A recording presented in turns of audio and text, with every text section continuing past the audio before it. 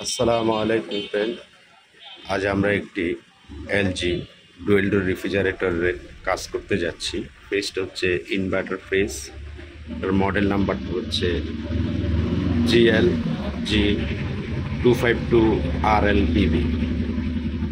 এর প্রবলেমটা হচ্ছে বন্ধুরা, এই পিসিবির যেই মেইন পিসিবিটা আছে, মেইন পিসিবির যেই লাইটটা আছে আপনার, এটা 6 টাইম ব্লিঙ্কিং করতেছে। তো আমরা দেখি 6 টাইম ব্লিঙ্কিংটা। 1 2 3 4 5 6 ব্লিঙ্ক করছে বন্ধুরা।